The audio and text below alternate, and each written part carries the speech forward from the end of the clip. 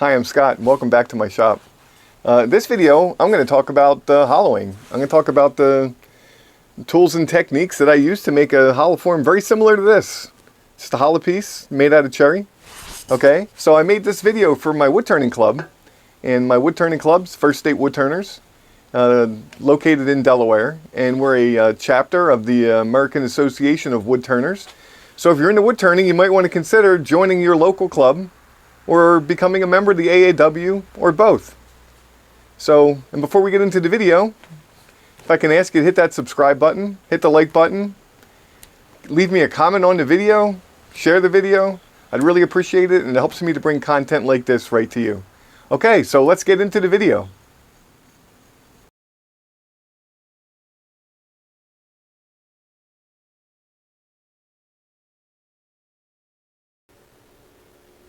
Hi. In this video, I'm going to talk about hollowing. I'm going to go over the different orientations of the wood, different tools that you can use, some gauges and everything that you can either make or buy, and then I'm going to go and do a project, right, and show you exactly how I hollow a small hollow form from beginning to end.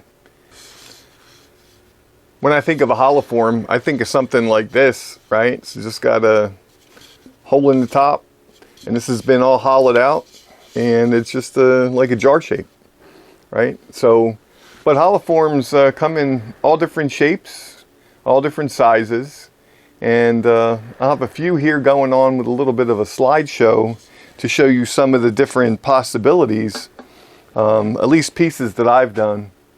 Okay, so you know, some of them can have like a live edge.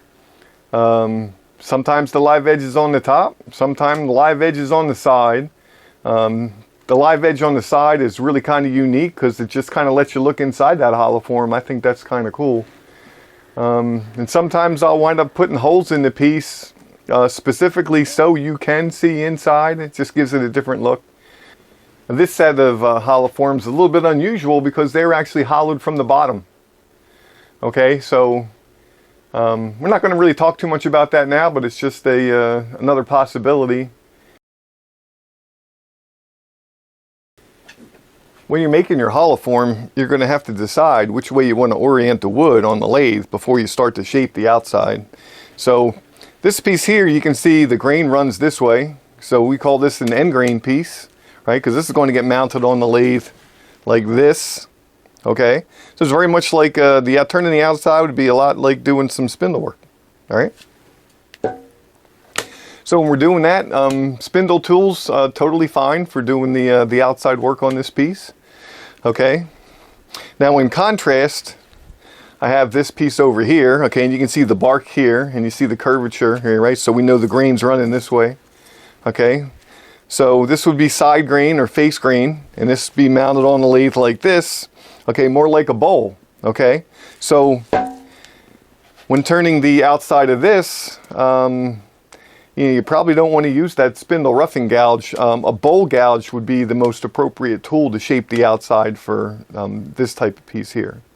Okay, but either way is totally acceptable, and it just changes the way the piece looks. So here's a couple pieces that I turned, and you can definitely see the grain patterns are different between the end grain pieces and the side grain pieces. It just gives everything a totally different look. And if you have a piece like this one where you have some heartwood and sapwood contrast, it really kind of gives a nice look to the piece. So, or at least I think so. My first set of hollowing tools were carbide. These easy wood tools, this is the medium size hollowing tool. It has a maximum depth recommendation here on the side, so you don't go too far in, and it lays flat on the tool rest, and it's got a little carbide cutter. Okay, and I really should have taken them off the rack, right? So you can see here's a hook tool, right? And there's another one with not so severe of a hook, and I'm just going to leave that over there on the tool rack. So you get the idea, okay? So, I mean, these tools were great for doing small things. Didn't really have to sharpen them at all. You know, just rotate the cutter when it starts getting a little bit dull. And, you know, you can toss the cutter, put a new one on, or you can sharpen the cutter with a diamond stone if you want to. And I did that quite a bit, actually, just to save some money.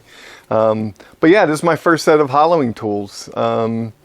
And that's what I was using for a while, and just making small hollow forms, just, you know, using these tools. So what really got me focused on doing hollow forms, a couple years ago, I went to the Mid-Atlantic Symposium, and I actually got to pick John Jordan up from the airport in Philly and drive him out to Lancaster, and we had a long discussion for the ride out there, and he convinced me that that I would be better off using some high-speed steel tools, and that's what I'm primarily using now for everything. I think they're a little bit more forgiving. They're really easy to sharpen and to keep sharp. And these tools made by John Jordan, well, the handle's not. The handle's a Thompson's handle. But John makes these tools, and this is the small set, okay? There's a larger set that I use when I use my jig, and but these are great. So you know, that's nibble out the wood a little bit at a time, and just like the carbide tools, these act as a scraper. Okay, it's got a little high-speed steel cutter on there, and just sharpen it up on the grinder, and it works really well. This is the larger size tool. Just the bar is just heavier, you know. So it's, and the difference really being between the two is, you know, you get too deep with this, and you'll know that this will start to flex, and you get some chatter, right? And you know, you could go substantially deeper with this. You can see there's a huge difference in the thickness of the tool here, right? But the same cutter, all right. And these are kind of cool. It has a little set screw in the back. I don't know if you can see that, if it's focusing on me or the set screw, I don't know. But there's a little set screw, and you just take that set screw out, and the little cutter just pops right off. And John sells a, sells a little holder that you can use with the Wolverine system to sharpen these cutters. When you're hollowing your pieces out, you're going to want to make sure that the wall thickness on these pieces is going to be uniform, and you know, a uniform thickness throughout the piece.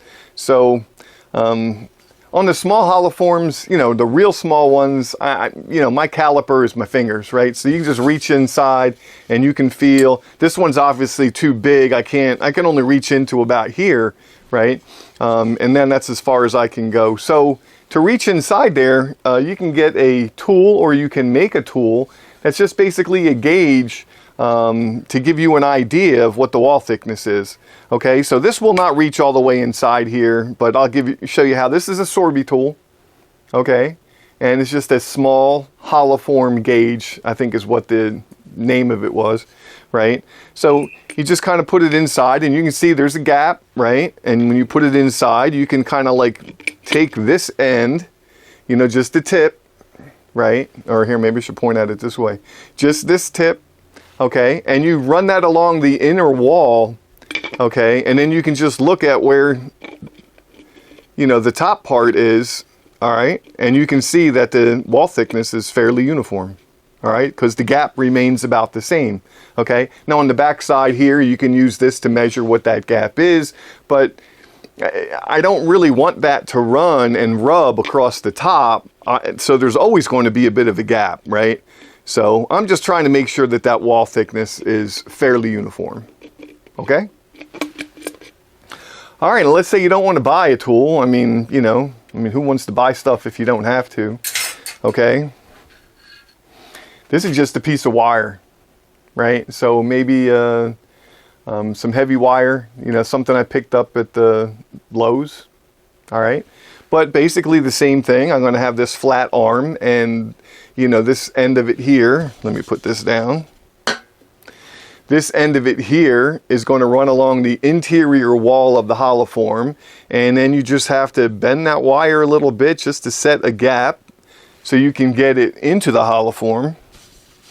And then you can measure the gap and know what that is. And then when you put that in the hollow form, you can just kind of run that through. Okay, and you rub that curved end along the inner wall, and you can just judge by the gap to make sure that it's uniform, right? I don't really want that, like I said, I don't want it rubbing, right? But I got about 1/4 of an inch gap between the outside and the tip of the curved wire, right? So if I measured this, that's about 1/2 an inch. So that'd tell me that the thickness of the wall on this piece is about 1/4 of an inch throughout the piece. Okay, so I think that's pretty self-explanatory there, right? I got another one. This is just for smaller pieces. It's not much different in size, and you can make these as big or as small as you want. But I only use these for the small hollow forms that I do. The larger ones, I just use a jig. I just think the laser on the jig is easier. It is almost 100% success rate. You don't have to worry about blowing through the side of the piece.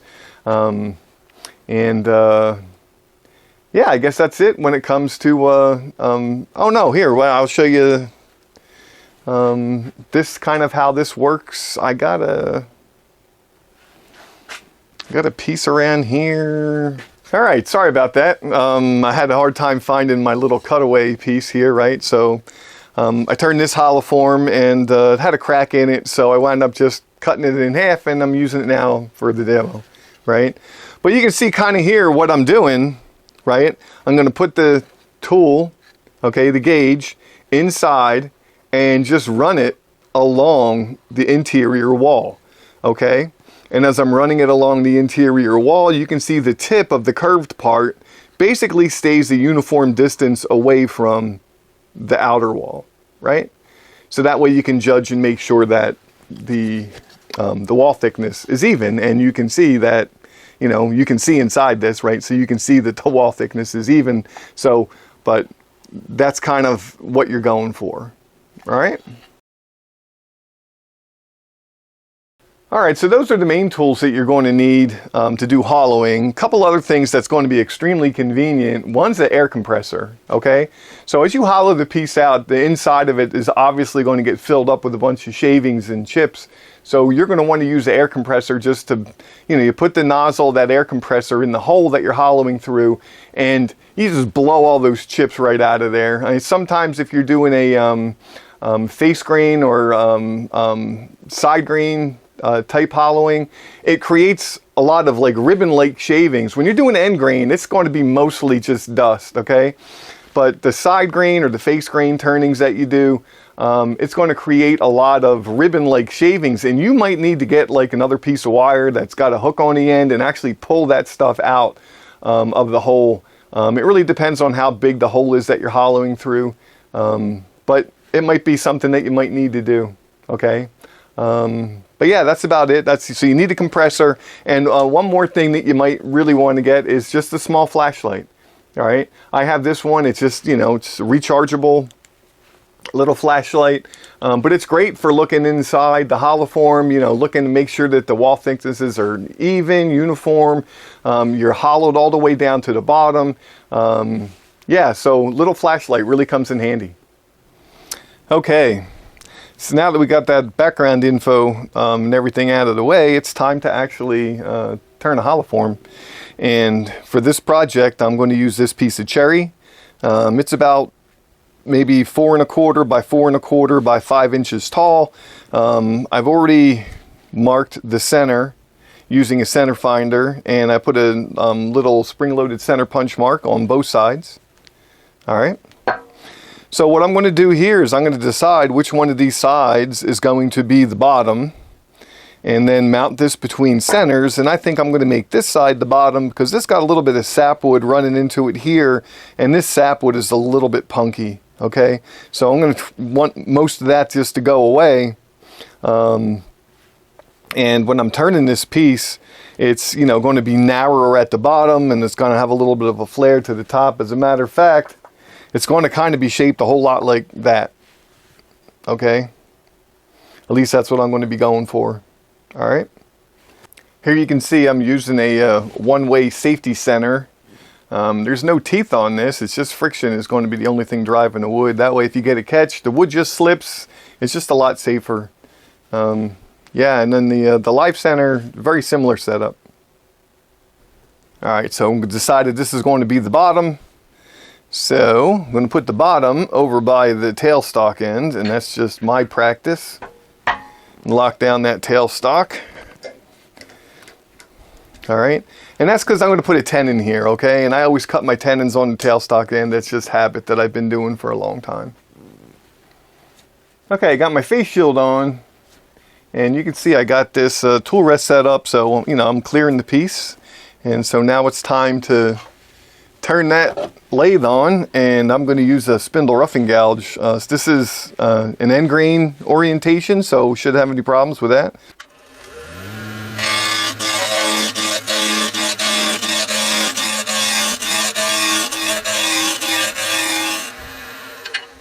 Now I'm going to move this tool rest in a bit.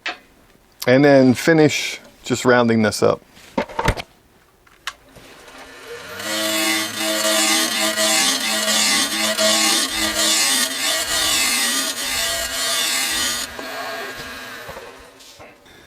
Okay, you can see here I moved the tool rest so I can face off this side here and form my tenon. Yeah, and I'm going to do that with a just a spindle gouge.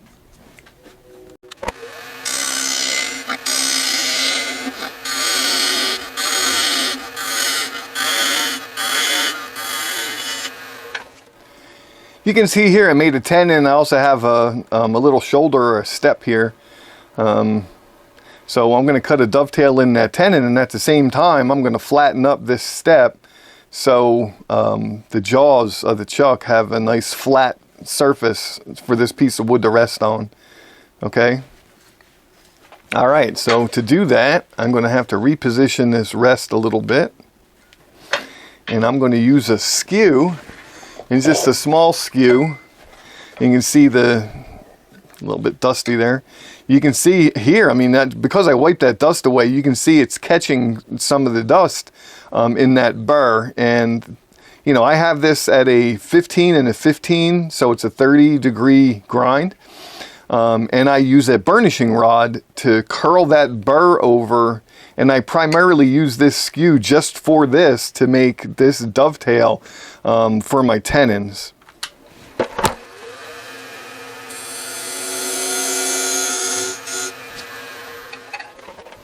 And you can see that pretty much made really quick work of that. And so what I have now, I have a slight dovetail on the tenon. And I also have this, you really want it to be flat or slightly deeper on the inside, because you want the outer rim of this step to be sitting on the jaws as far apart as possible, or on the widest part of those jaws. You definitely don't want this end here to be lower than what's in the center, because that'll create a condition where this blank will wobble while you're hollowing it out. Okay, so now it's time to take the blank. I'm going to put it in the chuck, all right? And I'm going to take my key and just tighten this just slightly so it doesn't fall out, okay? And I'm going to move the tailstock in, all right? And I'm going to lock that down. And I'm going to tighten up the tailstock to put pressure on that step that we had and push that step right up against the jaws. Okay, here's a close-up. You can see where that step lands on top of those jaws, and you can see that there's no gaps at all between the top of the jaws and where that step is, or that shoulder. Okay, so once we know we have that pushed up against there as far as it's going to go and as tight as it's going to get, now it's time to tighten up the chuck. Okay, I'm going to tighten up the jaws, and I'm going to tighten this pretty much as tight as I can get it. I'm not going to kill myself, but then you can see I spun that around and used the other side and just tighten that up just a little bit more, and I'll go back to the first one, and I got a little bit more out of it, and that's generally good enough. So now the piece is on the lathe, okay, and it's time to give it some shape. Okay, I put a fresh edge on my spindle gouge, and now it's time to give this piece some shape.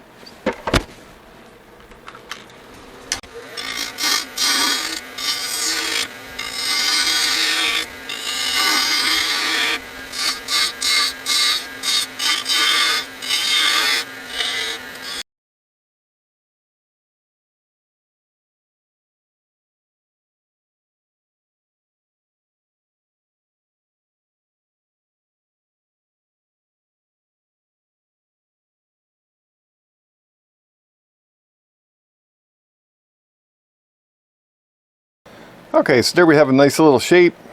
We got a little bead around the top, and this piece is now ready for some hollowing. Oh, let me get this mask off just for a sec. Okay, to start out the hollowing, we're going to measure the piece and determine about how deep we're going to have to drill a hole, and that's going to become the depth stop for the piece. Okay, so you can just use a drill. This is just a 1/4 inch drill, and I got a handle I put on. It's epoxied in, right? You can see I use a piece of tape here as a depth gauge, and you can use that, and that'll work great. And I used to do this all the time, and still do on some pieces. But for the most part now, what I have been doing is I've been using a Forstner bit to do the initial depth. Okay, here you can see I have my Forstner bit on here, and then I have an extension, and it's in my drill chuck, and I need to drill a hole that's going to be to the proper depth for this piece. Now to do that, I'm going to have to measure that with a ruler. Okay, so I'm just going to grab a ruler out of my tool chest here. All right, and I'm going to measure this, and it is just shy of 4 inches. Okay, so what I'm going to do is I'm going to mark a spot on here that's about just shy of 4 inches, and I say it's just shy of 4 inches. I'm measuring to this gap that I have here, or this, you know, the transition between the waist part and the actual piece, because I'm going to extend my piece into this waist area when I turn the tenon off. Okay, so I can really kind of get close to that. So it's just a little bit shy of 4 inches. So I got to find a way to mark that. And what I do is I just use a Sharpie. Okay, so I kind of put this right here. And let's uncap that Sharpie. And I put the point of the Forstner bit right at 0. And I'll come up here and I'll make a mark with a Sharpie. Okay, now there's a whole bunch of marks on here, but only one of them's fresh. Okay, so that's the one I'm going to drill to. All right, so let's just put this stuff away. Turn the lathe speed down to something that's appropriate for drilling. All right, so we're talking maybe about 400, 500 RPMs, right? And let's just drill this out.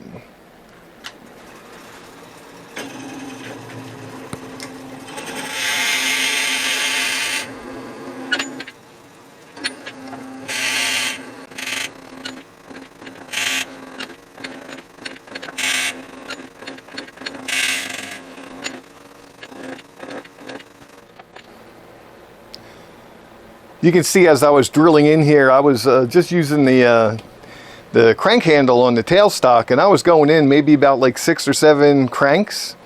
And for my quill, I know that's going to only take me in so far. If I go in much further than that, it starts to bind. Okay, so what we have right now, I mean, this is just basically a similar piece that I turned, okay, and then I wound up just cutting it in half. But you can kind of see what we have right now.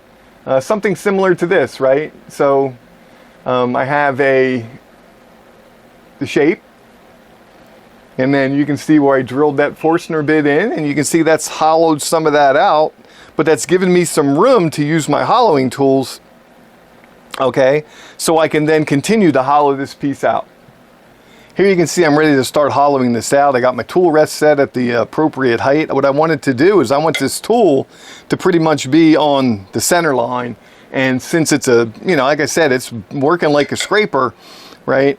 I'm going to want to have the tool handle up just a little bit higher than the tip. And that's really comfortable for me. That puts the tool underneath my forearm, and I'll show you the angle in just a second, right? But what's important, since I'm using this hook tool, right, I got to make sure that I start cutting this piece with the hook tool resting past the bend. Okay, so this is about where I'm going to start, and then from here I can go in. Okay, as long as the tool's resting on this straight shaft area, I won't get a lot of torque. But if I put it out like this and move this closer, and that would push down on that, and that would have a tendency to roll that tool over, and then I would get a catch. So I'm going to position this so when I start cutting, I'm cutting resting the tool on the tool rest on the straight part of the shaft and not on the bend. So depending on your lathe, you might want to take the tailstock completely off the lathe to do this hollowing. Mine swings out of the way, so it's laid out of the way. You know, depending on the size of your lathe, if you can get the tailstock far enough away, you can just slide it all the way down to the end of the lathe. But you're going to be over the bed a lot doing this hollowing that I'm showing you here, okay? So I put the camera back far, and I know I'm cutting my head off a little bit. But I want you to see how I have this tool and how I'm holding it, all right? You can see I have the tool underneath of my forearm, okay, and I'm gonna lean over the tool so it's basically pushing up on my shoulder, all right? And then when the tip of the tool goes in here, I'm just gonna rock my body back and forth, and I'm gonna move the tool using this hand, okay, and just squeezing it to do the cutting, all right? So that's going to be the motion that I'm going to be doing. All right, I'm going to do a little bit of the hollowing from here so you can kind of see what I'm doing, but you know, obviously this part's going to be boring. There's really not much I can do. You can't see inside the piece. So I'm just going to hollow this out, and we'll come back when I'm done.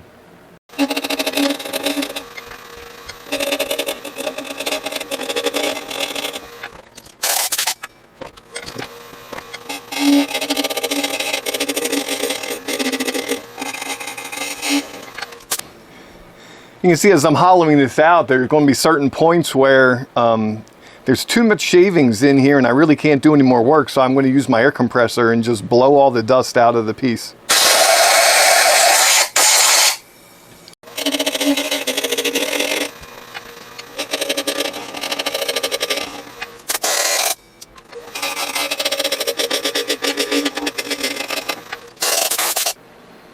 Okay, so I changed the camera angle so you can kind of see what I'm doing here on a closer scale, right? So what I'm doing is I'm just going in and I'm just making very small cuts, you know, really just the width of this cutter, just going in maybe 1 millimeter, 2-3 millimeters at a time, and just going in, and then smoothing that all out, you know, doing like 5 or 6, 7 different passes, and then smoothing it out, and then reaching in, finding where the step is. Now if I go in, I can find that. It's like, right, you can see that fall off, right?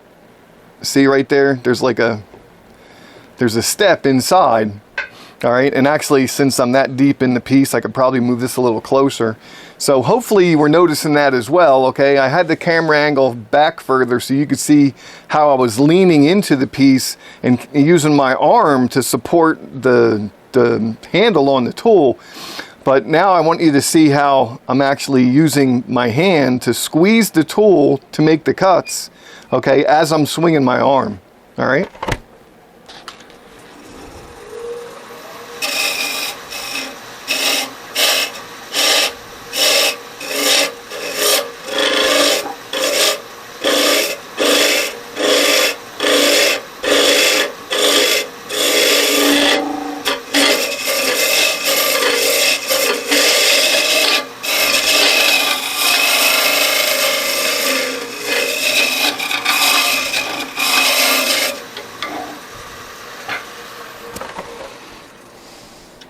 Okay, you could see there I was using my hand, and it's very subtle. Okay, it's more of a feel thing, but it's very subtle. I'm squeezing the tool and just using that cutter head to just take some of that wood away, and just a little bit at a time. All right, and then you could see that I was smoothing it out, right, just along the inside, and you can feel all the bumps and ridges in there when it's uneven. And when you're smoothing it out, you're really putting almost no pressure at all against the inside wall. You're just basically letting the tool ride on that inside wall, okay, and you're just kind of smoothing that interior surface out. So let me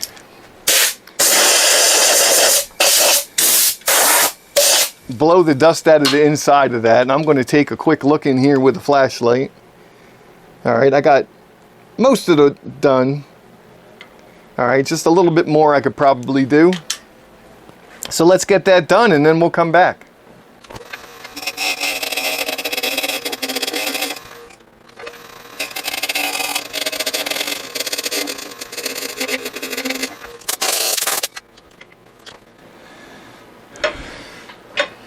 All right, let me move that tool rest out of the way. So I have this hollowed out, and you know, I can tell just by feeling in here, it's about maybe 1/2 inch thick, and I can only feel probably down to about here, right, this area here. So, and after that, it just gets, it's too deep. So I'm going to use my gauge, and we're going to open that up just a bit.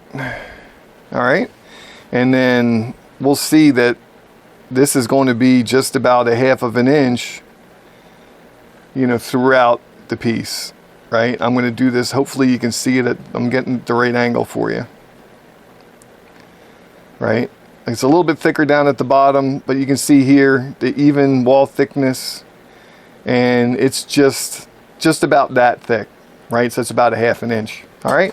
So with that about 1/2 inch, okay, the next step is to take this down to about 1/4 inch. Okay, I left it about 1/2 inch because it just leaves a lot of mass in the piece, okay, and it just keeps everything very stabilized, right? And nothing's very flimsy, and if you do get a catch, it's usually a little bit more forgiving. Once the piece gets really thin, the thing could just shatter. All right, so right now, okay, so we're going to go back to, I made up a bunch of these models just for the demo here, right? So right now we're about like this. Okay, so we have about 1/2 inch wall thickness throughout the piece. Okay, we're hollowed down pretty much to the bottom. All right, and the next step is to just take this away so it's about 1/4 inch. Okay, before I get into hollowing out the rest of this piece, I kind of forgot about this. One of the reasons I use this Forstner bit is because it eliminates one of the hollowing steps, right? Not only did I take out this much wood with the Forstner bit, but if I drill just a narrow 1/4 inch hole to the depth, I would have then used the straight bit or the straight tool for hollowing to basically do the same thing that I did right here, right? I would just widen up that 1/4 inch hole until I had enough room so I could start using the hook tool, okay? So once I got the hook tool in there, I can really take all this wood away. The straight tool can come in handy down near the bottom.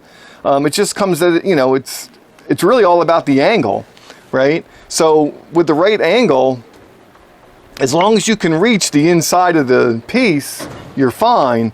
But you can see here's the straight tool, and because of the opening, I can't reach into this upper shoulder, right? It's just never going to happen, right? So, but with the straight tool, you can see I should be able to reach, you know, from about maybe 2/3 of the way and down.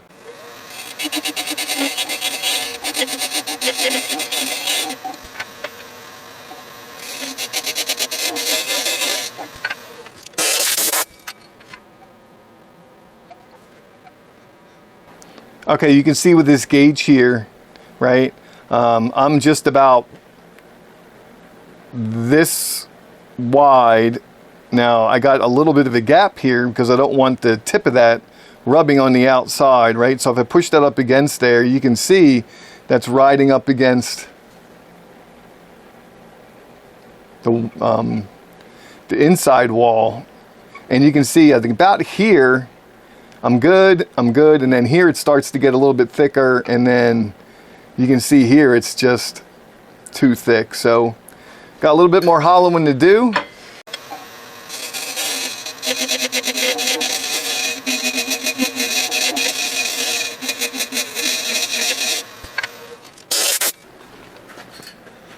Okay, my compressor kicked on, so I thought that was a good opportunity to change the angle. So hopefully it'll be a little bit easier for you to see, right? So I get the tool in here, and you can see there's this little gap, right? A little gap between that piece, you know, the outside wall and the wire, right? See that little gap, right? So I'm trying to get it so it's right on the edge. So you can see, there you go, that's probably better, right? So you can see as I'm riding it through here, right, as I get closer to the bottom, all right, down here, it's still too thick, okay, but the rest of it is very even throughout the piece, okay. Let's go back to my little samples, okay. So this is kind of like what we're looking at right now, although, I mean, I have the piece I'm working on right now is hollowed down to about here, all right? But just so you can kind of, let me zoom this out just a little bit. All right? Just so you can kind of see what's going on. Man, I'm gonna have to do this so you can see it, not me, right? This is kind of like what we're looking at, right? Now this wall thickness is just a little bit too thin. This is about 1/8 of an inch, right? So, but you can kind of see what I'm talking about here, right? We're just riding this little end here, this bent section along the inside wall, and then just using that outside piece to gauge where it gets too thick, right? So obviously here too thick, there's a step inside here. That would have been where I was using the hook tool, right? Or using the hollowing tool to, you know, narrow that or reduce that wall thickness. Okay, so I just got a little bit more hollowing in this piece to do, maybe about like the last inch or so. And to do that, I'm actually going to use the straight tool. So I'm going to have to swap out the tools. So here's the straight tool. I don't have to worry about that bend, so I can have this tool rest right up against the, you know, pretty much almost right up against the mouth of that hollow form. And I'm going to put that in here, and I'm going to try to find where that step is. All right. All right, it's right in here is where that step is, and it's just very gradual. So I'm going to turn the lathe on, and I'm going to use my finger as kind of like a gauge where I got to be. So right about there. And then I'm just going to really, really carefully feel for that wall. All right, I'm on the wall now, so I can start taking away some material.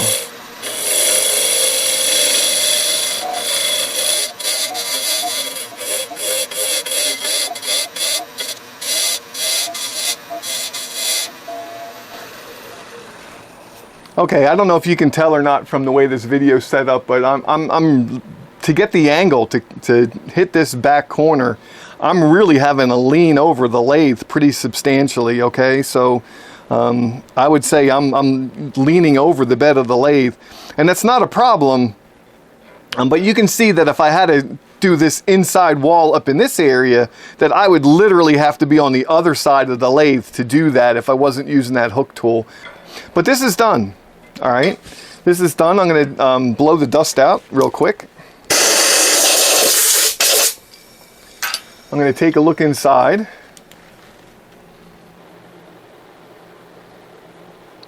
right, looking inside here, you can see, you know, where that Forstner bit left that little ring that it leaves, you know, as it's cutting through. Okay, so I took some time off camera to sand this up to about 320. I also burned in a little line around the rim just to give it some definition. And now it's time to take all this waste and remove the tenon, right? Take this waste off and remove the tenon. What I did was I just used a piece of maple in here, some scrap, and I put like a little tenon on here. Basically that's going to be a plug that's going to be the same size as the opening here, so that'll fit on there. And then you can use the same point from before and just line that up with the live center, okay? And just use that as a friction fit, all right? And then just turn that away, okay? For a piece this size, I wouldn't worry about this, would be fine. For some of the larger pieces, I use something a little bit different. And it's going to be a jig that I made specifically for removing the tenons from pieces. Here you can see I have this jig now up on the lathe, and it's just a face plate and then a piece of wood. I got a hole drilled in it, and into that hole I have a threaded rod. Right, you could use solid, you could use threaded, it wouldn't make any difference.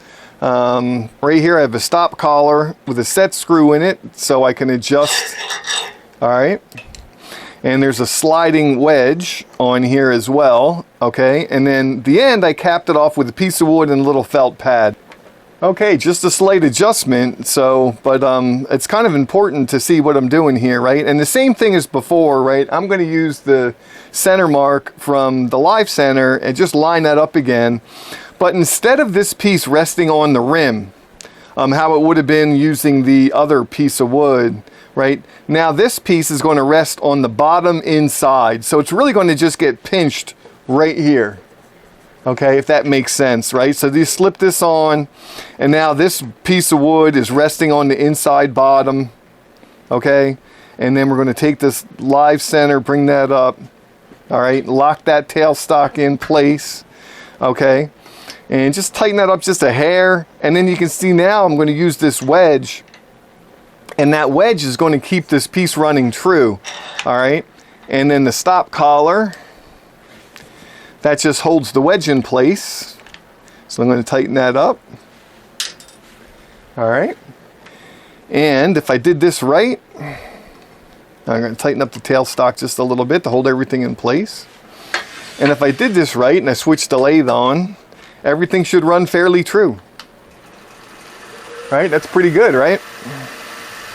Okay, so the next step here, and it's going to be the last step before the final sanding, okay, would be to remove this waist area and the tenon, all right? And to do that, I'm going to use a spindle gouge.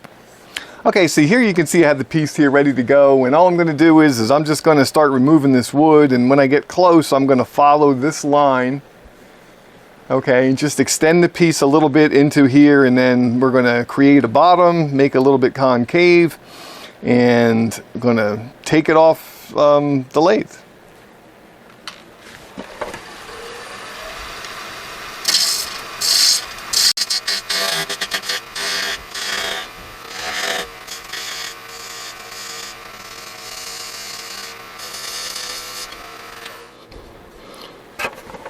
Okay, hopefully you can see how I extended that just a little bit. Here's going to be the bottom of my piece, is right about where the tip of the gouge is. And now I'm going to start cutting this in. And hopefully I didn't drill it too deep and I won't separate this off the piece and wind up with a big funnel.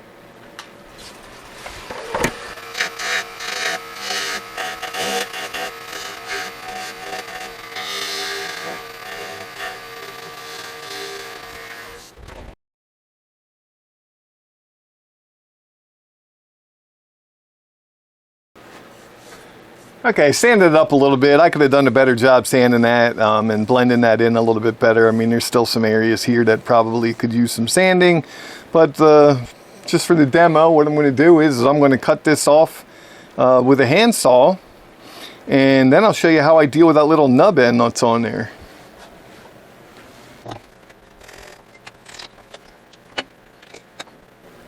Okay, the last step here is to take this little nub off, and to do that I'm going to use a hook knife. You can just sand that off if you wanted to, and that'd work just as well, you know. But I have this hook knife. I do some spoon carving now and then, so just going to sit here and whittle away at this little nub.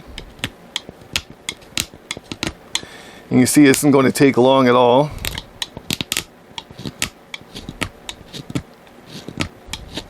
And just kind of squeezing my hands, so I'm just doing this kind of motion.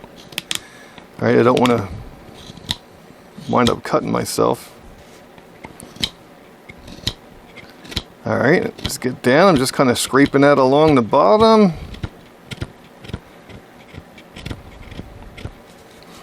And just going to hit it from the other side because there's just a little bit of a step there. Okay, now that's all gone, right? So the bottom's all nice and flat. I could take some sandpaper now and just sand that down. But there you go. Nice little hollow form.